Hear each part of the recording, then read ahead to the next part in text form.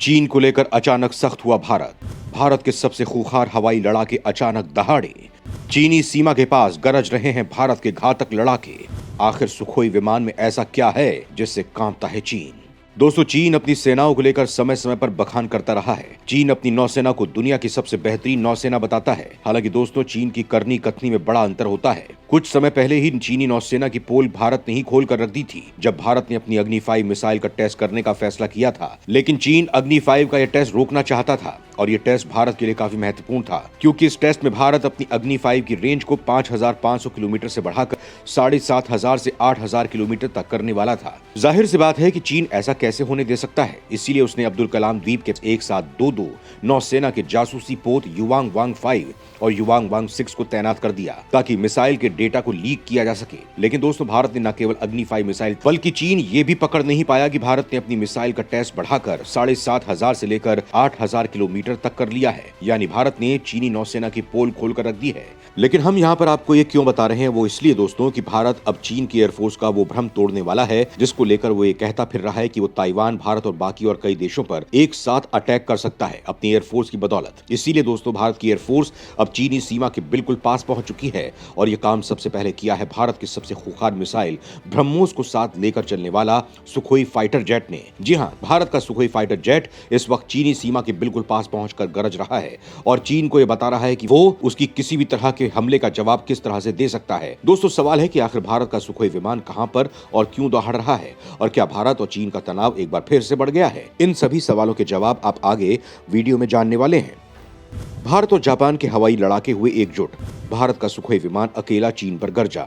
दोस्तों, इससे पहले कि हम आपको सुखोई विमान की वो खासियत बताएं जिससे चीन इससे इस वक्त सबसे ज्यादा डर रहा है, हम आपको बताते हैं कि आखिर भारत के विमान चीनी सीमा के पास इस वक्त क्या कर रहे हैं। दरअसल दोस्तों, चीन और रूसी हमले के खतरे का सामना कर रहे जापान में भारतीय वायुसेना के सुखोई 30 फाइटर जेट ने गर्जना शुरू कर दिया है। दरअसल दोस्तों, जापान और भारत के बीच पहला संयुक्त फाइटर जेट अभ्यास सोमवार को शुरू हो गया है। यह अभ्यास राजधानी टोक्यो के पास हो रहा है। भारत और जापान ने चीनी सेना के हमले के संयुक्त खतरे को देखते हुए रक्षा और सुरक्षा संबंधों को मजबूत करने का फैसला किया है। इससे पहले रूस और चीन के फाइटर जेट और परमाणु बॉम्बर ने जापान की सीमा के पास से उड़ान भरकर डराने का प्रयास किया था, जिसके बाद भारत और जापान ने मिलकर अपनी एयरफोर्स का दमखम दुश्मन को दिखाने का फैसला किया था। दोस्तों, भारत और जापान के बीच शुरू हुआ हवाई युद्धाभ्यास 11 दिनों तक चलेगा। इसमें जापानी वायुसेना के 8 फाइटर जेट और भारत के 4 फाइटर जेट, साथ ही 2 ट्रांसपोर्ट एयरक्राफ्ट और 1 हवा में ईंधन भरने वाला टैंकर को भेजा है। भारतीय वायुसेना के 150 जवान भी इस अभ्यास में हिस्सा लेने के लिए पहुंचे हैं। यह अभ्यास टोक्यो के पूर्वोत्तर इलाके में स्थित इबारकी प्रांत में हयाकुरी एयरबेस पर चल रहा है।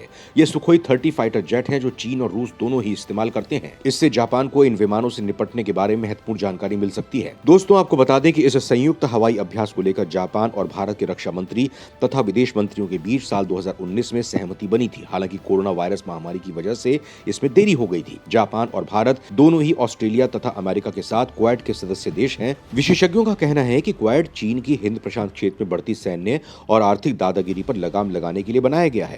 जापान इन दिनों चीन के ताइवान पर हमले के खतरे को देखते हुए हाल के दिनों में कई देशों के साथ सैन्य अभ्यास कर रहा है। यही नहीं, Japan Tomahawk cruise missile से लेकर F-35 फाइटर जेट तक खरीद रहा है। हाल ही में उसने अपने भारी भरकम रक्षा बजट का ऐलान किया है। जापान अब तक रक्षात्मक संविधान का पालन कर रहा था, लेकिन चीनी ड्रैगन के खतरे को देखते हुए अब वो अपनी रक्षा और सुरक्षा रणनीति को बदल रहा है। जापान अब साल 2027 तक अपने रक्षा बजट पर GDP का 2% खर्च करेगा। जापान के प्रधानमंत्री ने देश की सुरक्षा के लिए चीन को सबसे बड़ी रणनीतिक चुनौती करार दिया है। जापान ने हाल ही में ब्रिटेन के साथ रक्षा समझौता किया था और अमेरिका के साथ रक्षा समझौते को बढ़ाया था। भारत ने जापान में सुखोई विमान ही क्यों भेजा है, ये भी जान लेते हैं। भारत के सुखोई विमान से इसलिए डरता है चीन। भारतीय वायुसेना के पास 272 Su-30 MKI फाइटर जेट्स हैं। असम के तेजपुर एयरफोर्स स्टेशन पर 2009 से तैनात है। इकलौता ऐसा लड़ाकू विमान है जिसे हर देश अपनी भौगोलिक स्थितियों के हिसाब से ढाल लेते हैं। ये 72 फीट लंबा और 20.10 फीट ऊंचा है। 48.3 फीट विंग स्पैन वाले इस फाइटर जेट का वजन 18,400 किलोग्राम है। ये 2,120 किलोमीटर प्रति घंटा की तेज रफ्तार से उड़ता है। रेंज 3,000 किलोमीटर पर हवाई में रिफ्यूलिंग हो जाए तो 8,000 किलोमीटर तक जा सकता है। ये करीब 57,000 फीट की ऊंचाई तक जा सकता है, यानी हिमालय इलाकों के लिए सबसे उपयुक्त फाइटर जेट है।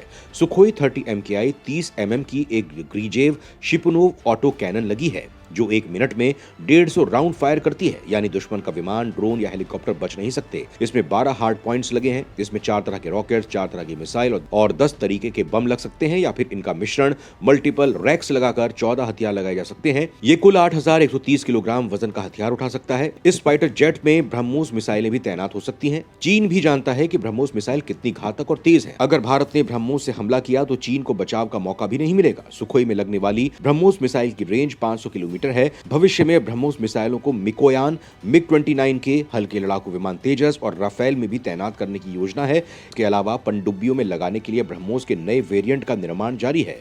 अगले साल तक इन फाइटर जेट्स में ब्रह्मोस मिसाइलों को तैनात करने की तैयारी पूरी होने की संभावना है।